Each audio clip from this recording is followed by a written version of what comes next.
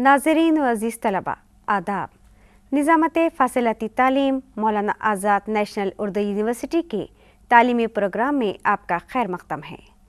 आज के इस तालीमी प्रोग्राम में MA उर्दू साल अव्वल के तलबा के लिए अनीस, हयात और मरसिया निगारी मौजू पर सबक पेश किया जा रहा है। मरसिया की इब्तिदा ज़ाती, शख्सी और तासुराती नज़्मों से हुई, जिसमें मरने वाले के औसाफ बयान किए जाते थे। लेकिन आज मरसिया से मुराद वो ख़ास वाक़या है जो 1500 साल पहले अरब में पेश आया। अरब से ये शायरी ईरान पहुंची तो सफ़वी बादशाहों के ज़माने में मरसिया गोई का आगाज़ हुआ। लेकिन दिलचस्प बात यह है कि मरसिया का फ़न सबसे ज़्यादा उर्दू में फला फूला और अज़ादारी के रिवाज ने इस वाक़े को तमाम दुनिया में फैलाया।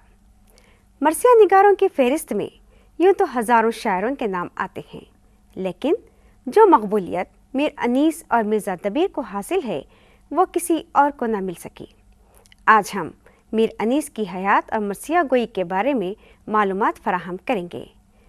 मीर अनीस का दौर 1803 ईस्वी से 1872 ईस्वी तक मुहित है। 18वीं सदी ईस्वी की इब्तिदा में बुरहानुल मुल्क सादत खां अवध के सूबेदार मुकर्रर हुए और यहाँ उन्होंने हिंद ईरानी तहजीब के वो नमूने पेश किए जिनकी बिना पर लखनऊ की रवादारी आज भी ज़रबुल मसल है। सादत अली खां के बाद के फरमारवाओं ने इसे खूब तरक्की दी। सलीक़ा और नफासत तो लखनऊ वालों के मिजाज में था ही। इसी एहसास हुस्न ने लखनऊ में इस्लाह ज़बान की तहरीक शुरू करवाई। ये आतिश और नासिक के दौर का लखनऊ था। ज़ुबान के एक एक नुक्ते पर बहस व मुबाहसे होते थे। रात रात भर दास्तानें पढ़ी जाती थीं। कई कई दिन मसनवी ख़ानी का दौर चलता और मरसिया तो यहाँ की तहजीब में रच बस गए थे। अदब और फ़नून लतीफ़ा के मैदान सबके लिए खुले थे। इस दौर में लखनऊ के अदब व फ़नून ने जो तरक्की की वो नाज इससे पहले कभी की थी और न बाद में हो सकी। इस्लाह ज़बान की तहरीक ने अदब की तमाम असनाफ में बेहतरीन नमूने पैदा किए। दास्तानों में तिलिस्म होशुबा और फसाने अजायब के मुकाम व मर्तबे से रूपोशी नहीं की जा सकती। उर्दू की 3 बेहतरीन मसनवियाँ सहरुल बयान, गुलजार नसीम और ज़हर इश्क तकरीबन 60 बरस के अरसे में इसी सरजमीन पर लिखी गईं। आतिश और नासिक ने उर्दू शायरी को हुस्न ज़ुबान और हुस्न ख्याल दोनों से नवाजा।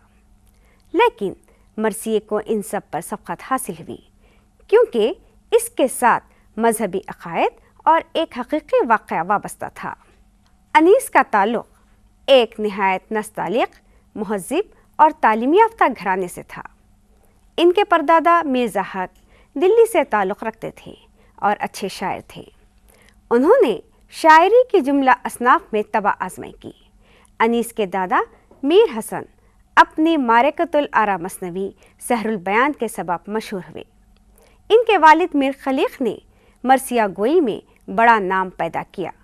मीर खलीक़ ने फैज़ाबाद में सुकूनत इख्तियार की और यहीं 1803 में मीर अनीस की विलादत हुई। इनकी इब्तिदाई तालीम व तरबियत माँ की आगोश में हुई जो खुद एक तालीम याफ्ता खातून थी। 17 साल की उम्र में अनीस अपने वालिद के साथ लखनऊ आ गए और तालीम के आला मदारिज तय किए। फ़ारसी और अरबी बहुत अच्छी तरह जानते थे। कुरान और हदीस, मंतिक़, फ़लसफ़ा, फ़नून सपहगिरी वग़ैरह पर गैर मामूली क़ुदरत रखते थे, जिसका इजहार इनके मरसियों में जा बचा होता है। इसके अलावा इल्म नुजूम, तिब, तारीख़ इस्लाम और जोग्राफ़िया वग़ैरह का ख़ासा इल्म था। ज़ुबान व बयान के साथ साथ इन उलूम ने भी इनके मरसियों को आला तख्लीक़ी अदब का दर्जा दिया। तालीम व तरबियत ने इन्हें सख्त कुश, मुहज़्ज़िब और वक्त का पाबंद बना दिया था। मिजाजन व नहायत मतीन, संजीदा, खुददार और मुहज़्ज़िब इंसान थे। शख्सियत की इन खूबियों का असर इनके किरदार पर भी पड़ा। वो नहायत पाकीज़ा ख़याल, मुत्तक़ी, परहेज़गार और वज़ेदार इंसान थे और हत्तल इम्कान इसे निभाने की कोशिश करते थे। लखनऊ से बाहर जाकर मजलिस पढ़ना इन्हें क़तई पसंद न था, लेकिन इंतज़ाए सल्तनत के बाद मजबूरी के हालात ने इन्हें पटना, इलाहाबाद और लखनऊ के सफ़र कराए। نواب تہور جنگ کے بہت اصرار پر حیدرآباد کا سفر بھی کیا۔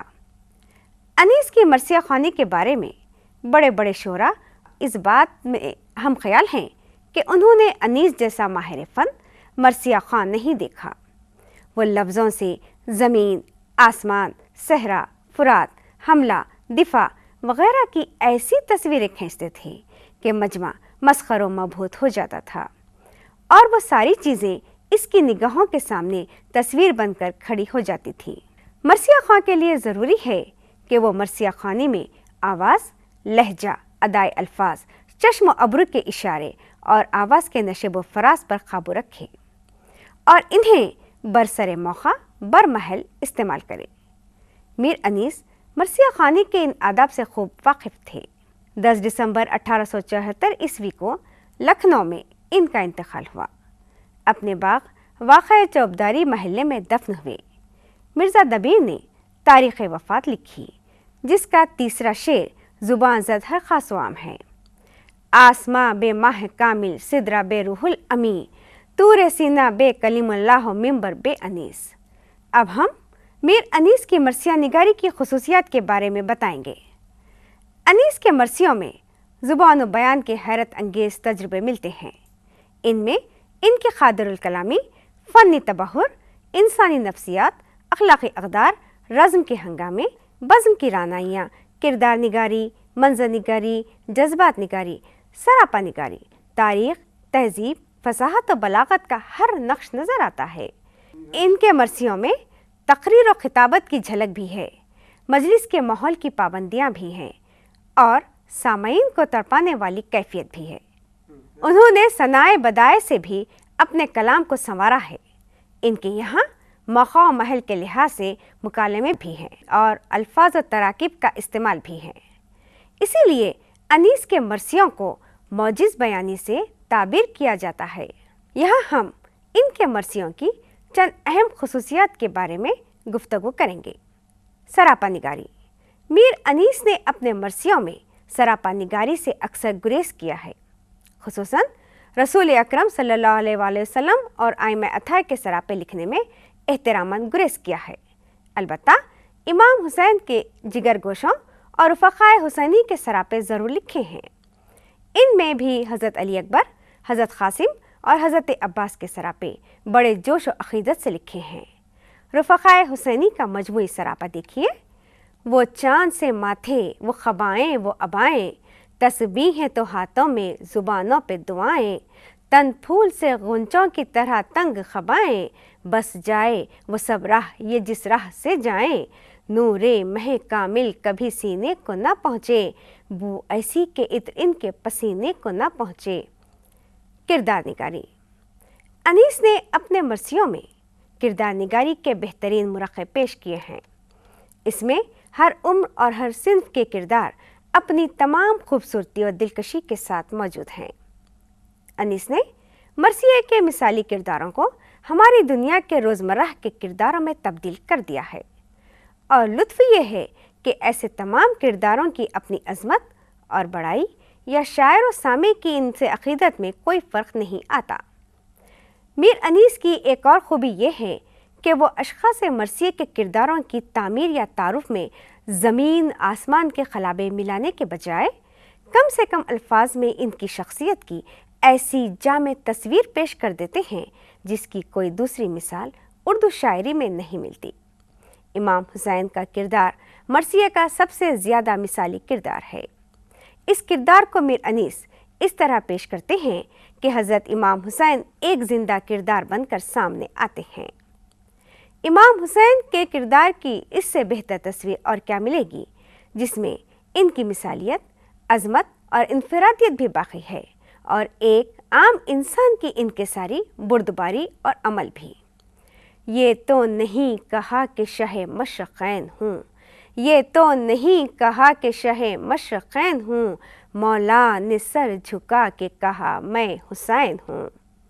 یا اس تمام طاقت اور معجزات کے باوجود جو شاعر اور عام مسلمان کے عقیدے کے مطابق حضرت امام حسین کو حاصل تھے، ان کا اپنے لیے یہ کہنا: میں کیا ہوں ایک عبد نہیں فو ضعیف و زار، میں کیا ہوں ایک عبد نحیف و ضعیف و زار، قدرت نہ زندگی کی نہ مرنے پہ اختیار۔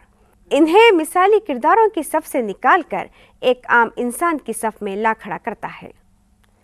جذبات نگاری۔ جذبات نگاری شاعری کی اصل روح رواں ہے۔ انسانی جذبات کی سینکڑوں قسمیں ہیں اور پھر ہر ایک کے مختلف مدارج اور مراتب ہیں۔ باپ بیٹے کی محبت، بھائی بھائی کی محبت، دوست احباب کی محبت، آقا اور غلام کی محبت وغیرہ۔ انیس نے زندگی کے ہر پہلو کو سمجھا۔ ان کا کلام انسان کے رنج و مسرت، کشمکش و اضطراب، جوش و ولولہ، غم و غصہ، عشق و محبت، وفاداری و جانثاری، بے بسی و مظلومی کی کیفیتوں کا آئینہ دار ہے۔ اس میں ہمیں انسانی نفسیات کے مد و جزر نظر آئیں گے جو انیس کی خادر الکلامی کی ضمانت ہی نہیں بلکہ ان کی گہری وجدانی آگہی کے بھی آئینہ دار ہیں۔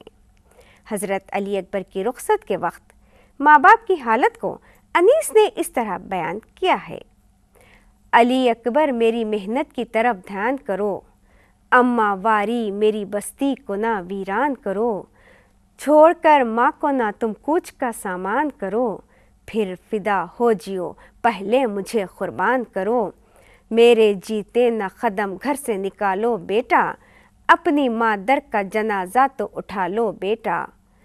منظر نگاری۔ اردو میں منظر نگاری کے کچھ نمونے مثنویوں تک محدود ہیں۔ اردو میں مرثیہ وہ واحد صنف ہے جس میں منظر نگاری کے اعلیٰ ترین نمونے پیش کیے گئے ہیں۔ انیس نے مرثیے میں مناظر قدرت کے ایک ایک لمحے کو اپنی گرفت میں لے لیا ہے۔ مرثیوں میں انیس سے اچھی منظر نگاری کسی کے یہاں نہیں ملتی۔ کربلا کے بے آب و گیاہ میدان میں پیڑ پودے اور جنگل وغیرہ کا ذکر بے معنی ہے، لیکن چہرے یا تمہید کے بندوں میں میر انیس نے خوب کمالات دکھائے ہیں۔ جنگ کے وقت منظر کا بیان تو سورج کی تمازت، ریت کی تپش، لو اور دھوپ کے تھپیڑوں تک محدود ہے، لیکن اس محدود منظر میں بھی انیس نے ایسی گلکاریاں کی ہیں کہ موسم بہار کے مناظر بھی پھیکے پڑ جائیں۔ وہ لو وہ آفتاب کی حدت، وہ تاب و تب، کالا تھا رنگ دھوپ سے دن کا مثال شب، خود نہر القمہ کے بھی سوکھے ہوئے تھے لب، خیمے جو تھے حبابوں کے تپتے تھے سب کے سب، اڑتی تھی خاک خشک تھا چشمہ حیات کا، کھولا ہوا تھا دھوپ سے پانی فرات کا۔ اسی مرثیے کے چہرے میں صبح کا منظر اس طرح پیش کیا گیا ہے: وہ دشت وہ نسیم کے جھونکے وہ سبزہ زار، پھولوں پہ جا بجا وہ گوہر ہائے آبدار، اٹھنا وہ جھوم جھوم کے شاخوں کا بار بار، بالائے نخل ایک جو بلبل تو گل ہزار، خواہاں تھے نخل گلشن زہرا جو آپ کے، شبنم نے بھر دیے تھے کٹورے گلاب کے۔ واقعہ نگاری۔ کسی واقعے کو تسلسل کے ساتھ تحریر کرنا بذات خود ایک فن ہے۔ واقعہ نگاری میں جذبات کی شمولیت ضروری ہے۔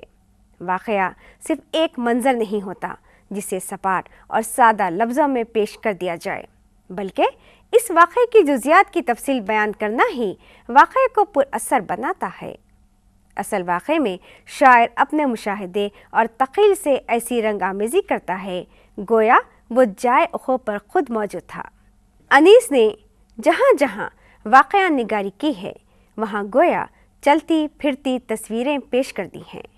مثال کے طور پر ہم اس واقعے کو پیش کر سکتے ہیں: حضرت عباس کو علم برداری سونپنے کا موقع ہے اور حضرت امام حسین کے بھانجے حضرت عون محمد علمداری کی خواہش رکھتے ہیں، لیکن کمسن ہونے کے سبب وہ کھل کر اس خواہش کا اظہار نہیں کر سکتے، بلکہ ماں کے سامنے اشاروں میں اپنی خواہش کا اظہار کرتے ہیں، اور اس موقع کو انیس نے اس طرح بیان کیا ہے: گہ ماں کو دیکھتے تھے کبھی جانب علم، نعرہ کبھی یہ تھا کہ نثارِ شہ امم، کرتے تھے دونوں بھائی کبھی مشورے بہم، آہستہ پوچھتے کبھی ماں سے وہ ذی حشم، کیا قصد ہے علی ولی کے نشان کا، اماں کس سے ملے گا علم نانا جان کا۔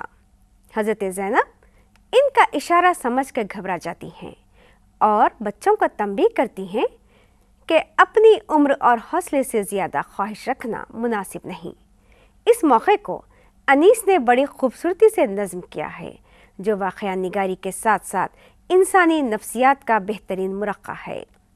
عمریں خلیل اور ہوس منصب جلیل، اچھا نکالو خط کے بھی بڑھنے کی کچھ سبیل، ماں صدقے جائے گرچہ یہ ہمت کی ہے دلیل، ہاں اپنے ہم سینوں میں تمہارا نہیں عدیل، لازم ہے سوچ غور کرے پیش و پس کرے، جو ہو سکے نہ کیوں بشر اس کی ہوس کرے۔ مکالمہ نگاری۔ میراثی انیس میں مکالموں کی جیسی مثالیں ملتی ہیں، اس کی نظیر اردو شاعری میں مشکل سے ملے گی۔ مکالمہ نگاری کے لیے نہ صرف زبان و بیان پر قدرت ضروری ہے، بلکہ روزمرہ اور محاورہ، حفظ مراتب، انسانی نفسیات اور فصاحت و سلاست نہایت ضروری ہیں۔ انیس نے اپنے کلام میں ان ساری چیزوں کا اہتمام کیا ہے۔ ان کے مکالموں کی بے ساختگی اور برجستگی ہر جگہ نمایاں ہیں۔ ان کے مکالمے نہایت معیاری اور اعلیٰ ترین اخلاقی قدروں کے نمونے ہیں۔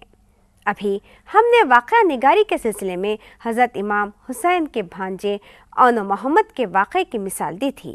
پھر ایک بار اسی واقعے کی جانب آپ کی توجہ مبذول کرواتے ہوئے یہاں ہم یہ بتانا چاہتے ہیں کہ جب حضرت زینب سے اون محمد دریافت کرتے ہیں کہ علم کس کو ملے گا اور ماں کو بچوں کی خواہش کا علم ہوتا ہے، تو وہ کہتی ہیں، دیکھو نہ کیجیو بے ادبانہ کوئی کلام، بگڑوں گی میں جو لوگے علم کا زباں سے نام، لو جاؤ بس کھڑے ہو الگ ہاتھ جوڑ کے، کیوں آئے ہو یہاں علی اکبر کو چھوڑ کے، سر کو ہٹو بڑھو نہ کھڑے ہو علم کے پاس، ایسا نہ ہو کہ دیکھ لیں شاہ فلک اساس، کھوتے ہو اور تم میرے آئے ہوئے حواس، بس قابل قبول نہیں ہے یہ التماس، رونے لگو گے تم جو برا یا بھلا کہوں، اس ضد کو بچپنے کے سوا اور کیا کہوں۔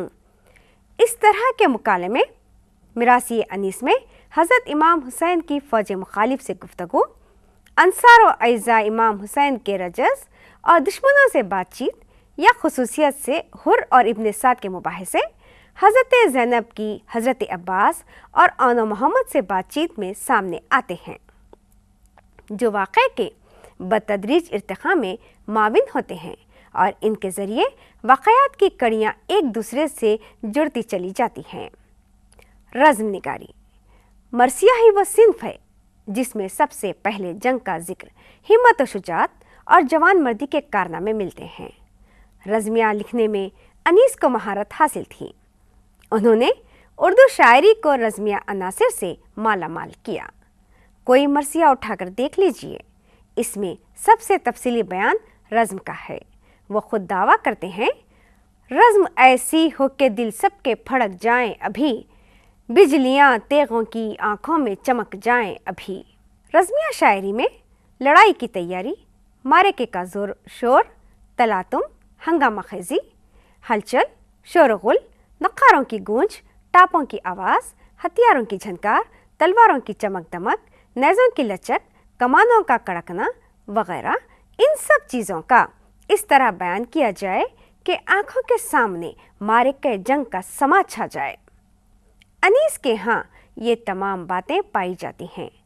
وہ معرکہ جنگ کا سما اس طرح پیش کرتے ہیں، ایک با ایک طبل بجا فوج میں گرجے بادل، کوہ تھرائے زمیں ہل گئی گونجا جنگل، پھول ڈھالوں کے چمکنے لگے تلواروں کے پھل، مرنے والوں کو نظر آنے لگی شکل اجل، وہاں کے چاؤش بڑھانے لگے دل لشکر کا، فوج اسلام میں نعرہ ہوا یا حیدر کا، حکم پا نہ تھکے شتروں نے اڑائے تازی، مثل شہباز گیا ایک کے بعد ایک غازی، واہری حرب خوشا ضرب زہ جاں بازی، اڑ گئے ہاتھ بڑھا جو پے دست اندازی، تن و سر لوٹتے ریتی پہ نظر آتے تھے، ایک حملے میں قدم فوج کے اٹھ جاتے تھے، अब हम अनीस की लिसानी खसूसियात के बारे में बताएंगे।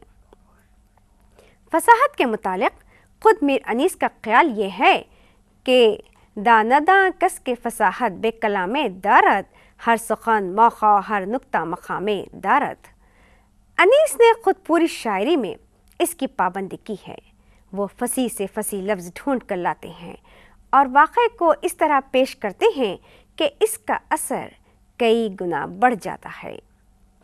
मीर अनीस को अपनी फसाहत का खुद भी एहसास था।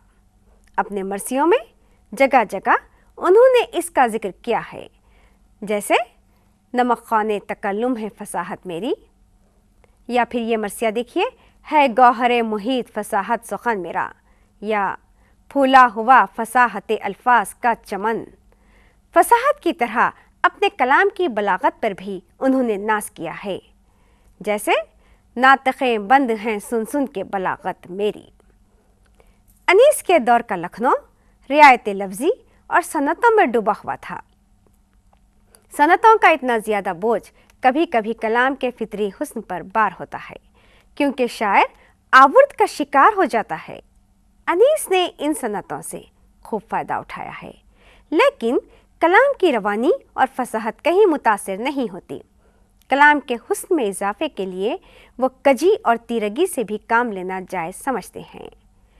है कजी ऐब मगर हुस्न है अबरू के लिए, तीरगी बद है मगर नेक है गेसू के लिए, सुरमा ज़ेबा है फ़कत नरगिसे जादू के लिए, ज़ेब है खाल सिया चेहरे गुलरू के लिए। अनीस के कलाम में इहाम, मुबालगा और ताली की मिसालें भी बिखरी पड़ी हैं। बहरहाल अनीस के कलाम में सनाए लफ्ज़ी और मानवी का खूबसूरत इस्तेमाल मिलता है।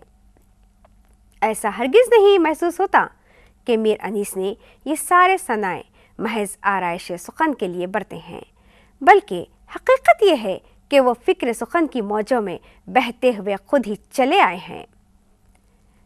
अज़ीज़ तलबा नाज़रीन, आज के इस प्रोग्राम में MA उर्दू साल अव्वल के तलबा के लिए मीर अनीस हयात और मरसिया निगारी मौजू पर सबक पेश किया गया। इस मौजू पर मज़ीद मालूमात के लिए आप इन किताबों से इस्तिफ़ादा कर सकते हैं।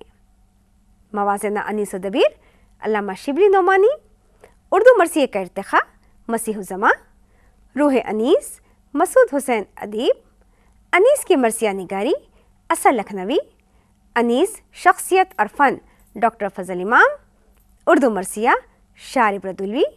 हमारा ये प्रोग्राम आपको कैसा लगा? आप अपनी राय हमें इस पते पर रवाना कीजिएगा। हमारा पता है निज़ामते फ़ासिलाती तालीम, मौलाना आज़ाद नेशनल उर्दू यूनिवर्सिटी, गच्चीबौली, हैदराबाद 500032। अगले प्रोग्राम तक के लिए हमें इजाज़त दीजिए। खुदा हाफिज़।